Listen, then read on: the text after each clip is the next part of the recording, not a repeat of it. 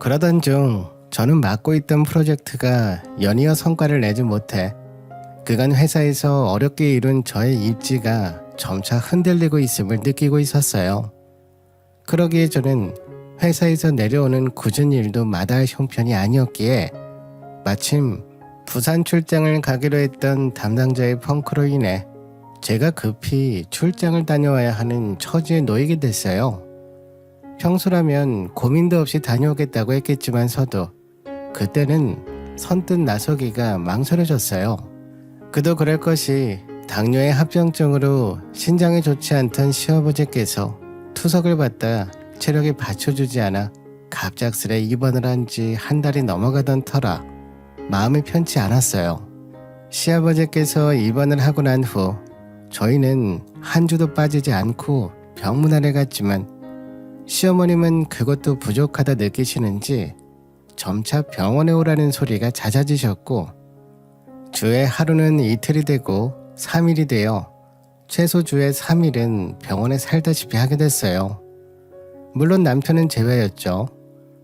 주에 최소 3일 방문은 이 집의 유일무이한 며느리인 저에게만 해당되는 사항이었고 남편은 때에 맞춰 시간이 난다는 가정 아래 병원에 얼굴을 비추곤 했어요. 그렇게 갑자기 잡힌 출장은 반대로 시어머니에게 잡히기 좋은 건수라는 생각이 들자 선뜻 가겠다는 말이 입 밖으로 도저히 나오지 않더군요. 결국 저는 상사의 입에서 제가 지목되고서야 부산으로 출장을 가게 됐어요. 갈 사람이 저뿐이라 이럴 때라도 제가 먼저 하겠다며 의지를 보여도 부족한데 등 떠밀려 가는 꼴이 되니 안 가는 이만 못한 출장이었죠. 그렇게 등 떠밀려 간 출장은 정말이지 오줌 쌀 시간도 없이 빡빡한 일정을 소화한 후에야 밤이 다 되어서 끝이 났고 다음날 남은 일정을 위해 호텔로 들어와 그제야 핸드폰을 보니 남편의 이름으로 부재중 전화가 수십 통 찍혀있는 게 아니겠어요? 놀란 마음에 전화를 걸어봤지만 남편은 전화를 받지 않았어요. 찝찝한 마음에 전화를 했지만 남편은 끝끝내 받지 않았고 하는 수 없이 저는 남편의 전화가 오길 기다릴 수밖에 없었어요. 잠시 후 기다리던 전화 벨소리가 호텔 방 안에 울리자 저는 기다렸다는 듯 받았지만 그 전화는 기다리던 남편의 전화가 아니었어요. 남편의 상사이자 저의 동기의 전화였죠. 너 지금 어디야? 나 지금 부산 출장 왔어. 원래 가기로 한 사람이 빵꾸나서 내가 급하게 오게 됐지 뭐야. 왜? 무슨 일 있어? 미쳤어? 당장 서울로 올라와. 너희 시아버지 돌아가셨어. 뭐라고? 진짜 큰일 났네. 야, 당장 와. 지금 나 장례식장인데 네 남편하고 시어머니만 상복 입고 조문객 봤는데 오는 사람마다 다 너 어딨냐고, 너희 별거 하냐고 별별 말들이 다 나오고 있어. 주소 보내줄 테니까 비행기나 기차 없으면 택시라도 타고 올라와. 너 이러다가 두고두고 원망 듣겠어. 저는 급히 서울로 갈 수 있는 기차고 비행기고 모든 이동수단을 찾아봤지만 새벽 5시가 가장 빠른 시간인 탓에 결국 택시를 불러 타고 서울에 있는 장례식장까지 가고 말았어요. 이미 저를 제외한 시어머님과 남편은 상복을 갖춰 입고 조문객을 맞이하고 있었고 어느 정신으로 장례 준비를 마쳤는지 식당에는 식사를 하는 조문객들로 빼곡했고 저보다 빠르게 도착한 장례 근조화원들이 줄지어 서 있었어요. 저는 급히 장례 지도사분을 찾아 제가 이 집 며느리라고 밝힌 후 남편이 인사 올리고 있는 사이 그 뒤 방에 들어가 옷을 갈아입고 테이블마다 들러 와주어 고맙다고 인사를 올리는 시어머니 곁에 바짝 서서 함께 인사를 올렸어요. 하지만 시어머니는 저에게 눈길조차 주지 않았어요. 마치 투명인간 같았죠. 몇몇 손님들은 시어머니에게 제가 며느리냐고 물었지만 그때마다 시어머님은 방금 남편을 잃어 슬픈 마음으로 대답을 대신하곤 하셨죠. 이렇게 갑자기 시아버님이 돌아가실 줄 알았다면 정말이지 아무리 회사에서 제 입지가 위태로울 지경이라 해도 출장을 가지 않았을 거예요. 그리고 남아서 저도 남편과 같이 시아버지의 마지막 가시는 곁을 지켰을 거예요.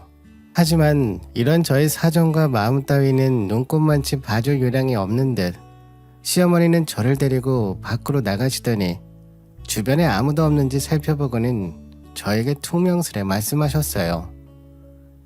나 무시하는 걸로는 성에 안 차니? 기어코 너희 집 잘났다는 걸 이런 식으로 하고 싶든?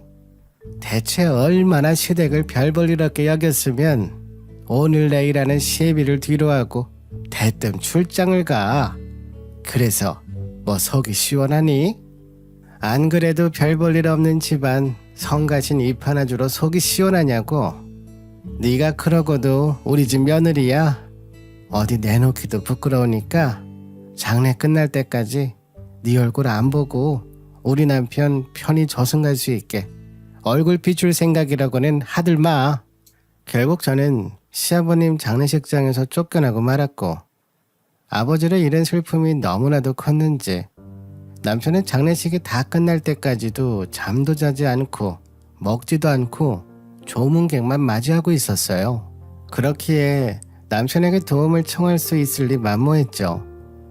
저는 장례식 내내 뒷방에 숨어있다 시어머님이 잠시 눈이라도 붙이러 오시면 그제서야 음식을 내어주며 일손을 도왔고, 장례식이 끝나는 순간까지 시어머니는 저를 보고 혀를 끌끌 차며 꼴도 보기 싫다며 눈을 흘기셨어요. 장례가 끝난 후 돌아온 회사는 저의 사정은 이해하지만 다음날 큰 거래를 목표로 한 미팅을 앞두고 서울로 가버린 담당자의 실책을 따져 묻지 않을 수 없었어요. 결국 저는 회사에 복귀하자마자 심할서에 6개월 감봉을 받으며 승진 대상자에서 자연스레 제외되고 말았어요. 그러다 어느 날 연달아 찾아온 불행 때문인지 극심한 스트레스에 시달리던 저는 복통으로 인해 남편의 도움을 받아 새벽에 응급실을 찾게 됐어요. 뜻밖에도 저희는 임신 6주라는 소식을 접하게 됐고, 그간 어둡기만 했던 저희 부부 사이에 드디어 햇살이 비추는 것만 같았어요. 다만 그간의 스트레스로 인해 병원에서는 유산할 수도 있으니 조심하라며 무조건적인 안정을 취하라 권고했고, 시아버지가 돌아가신 지 얼마 되지 않은 이런 순간 찾아와준 새 생명을 보자 남편은 안 그래도 회사 일로 힘들어했는데 이참에 그만두고 태교에만 집중하는 게 어떻겠냐고 묻더군요. 안 그래도 회사고 시댁이고 이미 한국의 K 며느리로 살아내느라 지칠 대로 지친 저는 어차피 내 스펙에 회사야 다시 구하면 그만이지 싶어 지금은 아이만을 위해 집중해야겠다고 마음을 다잡고 회사를 그만두게 됐어요.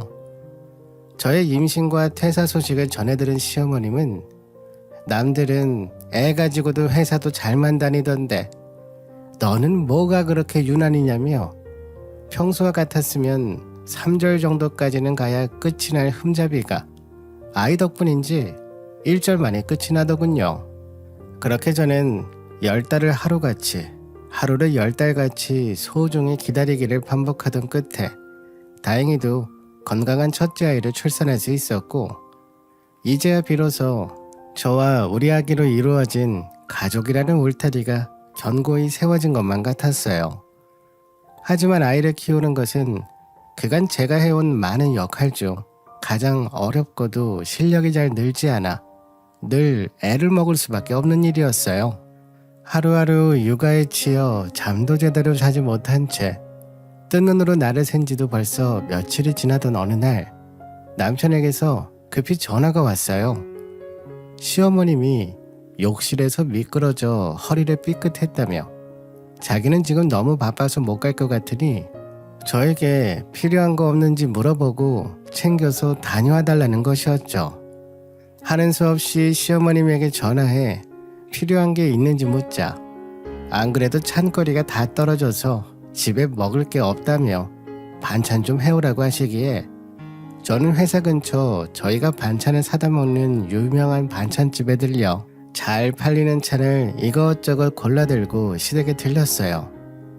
복대를 차긴 했지만 거는 데는 이상이 없어 보이는 게 우려했던 것보다 시어머니의 상태는 꽤 양호해 보였어요. 하지만 시어머님은 저를 보자마자 병이 돋으셨는지 바로 앓는 소리를 하며 소파에 누우시더라고요.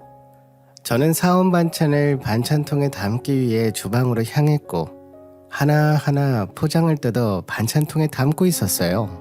예, 이게 뭐냐? 아, 어머님 드실 찬이요. 아까 전화로 반찬 없다고 말씀하셨잖아요. 뭐? 내가 너한테 반찬 해오라고 했지. 내가 언제 반찬 사오라고 하든? 어머니, 여기 되게 유명한 반찬 가게예요. 저희도 여기서 사다 먹는데 요즘 파는 반찬도 엄청 잘 나오고 맛있어요. 뭐? 돈이 남아도니? 내 아들은 너희들 먹여 살리겠다고 뼈가 빠져라 일을 하는데 집구석에서 돈 아낄 생각은 안 하고 어떻게 하면 돈을 써볼까 하고 돈 쓸 궁리만 하고 있어. 시집 온 지가 몇 년인데 남편 쌍에 지 손으로 만든 찬 하나를 여태 못 내. 대체 너희 엄마는 딸 자식 이런 거 하나 안 가르쳐 보내면 대체 어떻게 하라는 거니? 다 큰 너를 내가 가르치리? 정말 답답해서 돌아가시겠네. 네? 어머님, 죄송하지만 저희 여태 각자 번 돈으로 살았고 지금도 제 남은 퇴직금으로 제가 쓸 돈 쓰면서 버텨온 거예요. 그리고 왜 제가 저희 집에서 반찬하는 것까지 배워서 시집을 와야 하는 거죠? 지훈 씨도 반찬할 줄 모르던데요. 너 이제 하다 지금 시애미한테 말대꾸까지 하는 거니? 아니요, 말대꾸가 아니라 여쭙는 거예요. 그리고 저도 지훈 씨 돈 버는 동안 애 보느라 바빠서 앞으로 반찬 떨어지면 여기 반찬 가게 명함 두고 가니까 입에 맞으면 여기서 시켜 드세요. 그럼 저 몇 시간만 아이 맡기고 온 거라 가볼게요. 정말 딱 거기까지였어요. 제가 수긍할 수 있는 건 저 하나만을 잡고 늘어질 때 그때까지는 제가 그래도 참을 수 있었어요. 하지만 저희 엄마는 아니죠. 이 상황에서 저희 엄마가 뭘 잘못했길래 왜 아무 일도 하지 않은 저희 엄마까지 싸잡아서 욕을 먹어야 하는 거죠?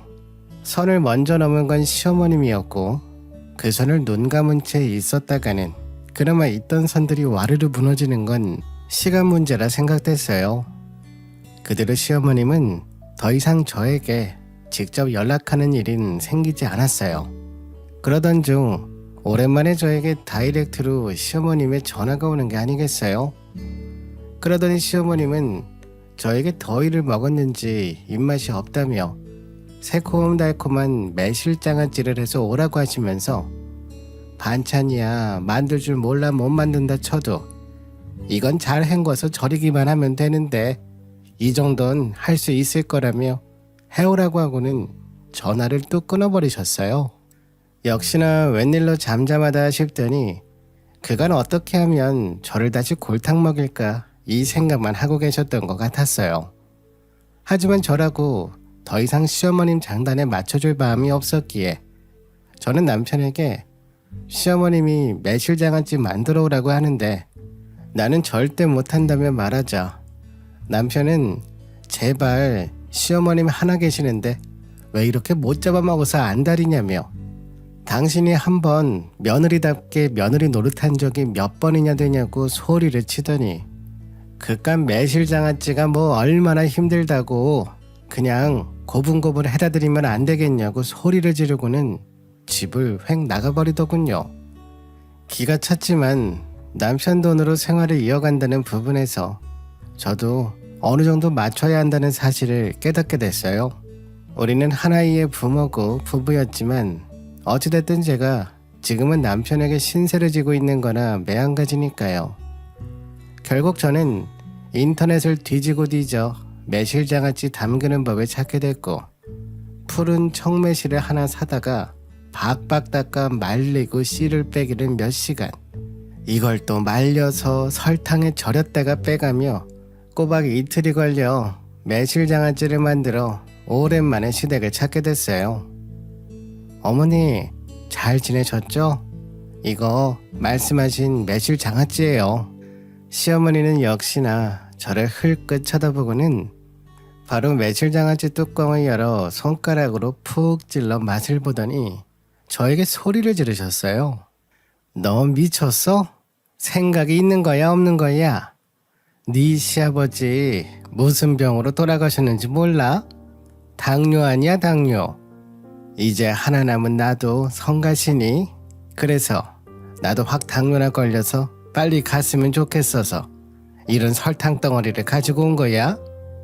무슨 말씀이세요? 아니에요. 어머님이 드시고 싶으시다고 해서 인터넷 보고 만들다 보니 설탕량이 가늠이 안 돼서 달게 되었나 봐요. 죄송해요. 왜? 나도 죽을 때 되면 저번처럼 병원에 던져놓고 너는 또 나 몰라라 또 부산에 내려가 있게? 어쩜 좋니? 네 계획대로 안 될 것 같은데. 그러더니 시어머님은 저를 똑바로 응시하고는 제가 만들어 온 매실장아찌를 싱크대에 콸콸 쏟아버리는 게 아니겠어요? 저는 사람이 어떻게 저렇게 빼뚤빼뚤한 마음으로 가득할 수 있나 싶어 넋을 놓고 시어머님을 지켜볼 수밖에 없었어요. 결국 보다 못한 저는 남편에게 전화를 해 아무래도 시어머님을 말릴 수 있는 건 당신뿐이라며 당장 시댁으로 와달라고 했고 남편은 부랴부랴 회사에서 달려오게 됐어요. 그리고는 싱크대에 널브러진 매실장아찌에 잔해하며 아직도 분이 안 풀렸는지 저를 보며 씩씩거리는 시어머니를 보고 한숨을 푹 쉬더니 그 화살이 저를 향하기 시작했어요. 아니 대체 뭐가 문제야? 능력 없어서 회사 잘리고 집에 있으면 좀 그냥 남들처럼 고마운 줄 알고 조용히 집안일하면서 고분고분 며느리 노릇 좀 하면 안 돼? 남들은 애 보면서 쉬고 싶어 난린데 왜 당신은 조용한 날이 없어 도대체 왜? 그래서 제가 뭐 쉬어? 애를 보는 게 어떻게 쉬는 거야? 그리고 당신 여태 내가 능력 없어서 회사 잘렸다고 생각한 거야? 그런 거냐고? 그럼 아니야. 맞잖아. 그게 어떻게 내 탓이야. 갑자기 아버님 돌아가시고 일을 처리할 수가 없었는데. 그래, 당신 말 잘했다. 내가 아버지 돌아가셨을 때도 별말 안 했지. 이럴까봐 그랬어. 당신이 우리 아버지 탓할까봐. 그런데 어떻게 사람이 딱 생각한 대로 행동을 하냐? 그리고 며느리가 일하느라 집안일도 하나 제대로 못하는데 그래놓고 당신이 우리 집에 뭘 잘했다고 지금 이렇게 고고하게 굴고 있어. 아직도 당신이 내 상사인 줄 아는 거야?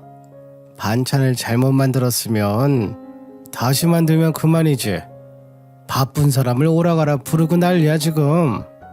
제가 그날 매실장아찌랑 다른 반찬들까지 해서 바리바리 싸서 갔었거든요.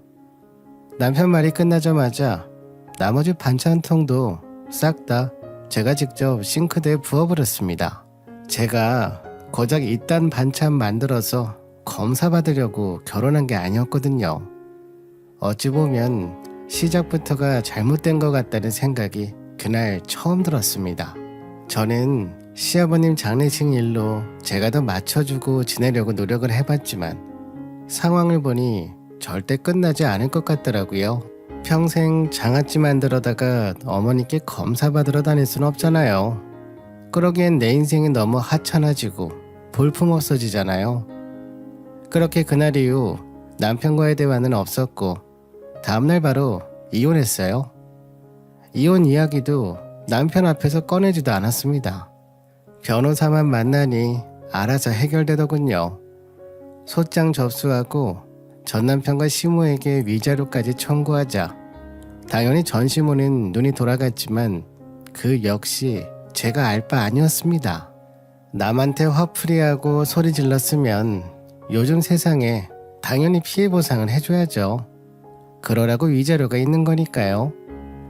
신혼집은 정리해서 서울에 있는 친정집으로 들어갔고 엄마는 장아찌 이야기를 들으시더니 당뇨가 아니라 치매를 조심해야겠다며 정신이 이상한 사람이라고 당장 정리하라며 제 편을 들어주셨죠. 이혼 소송 걸어놓고 바로 복직 준비했고요.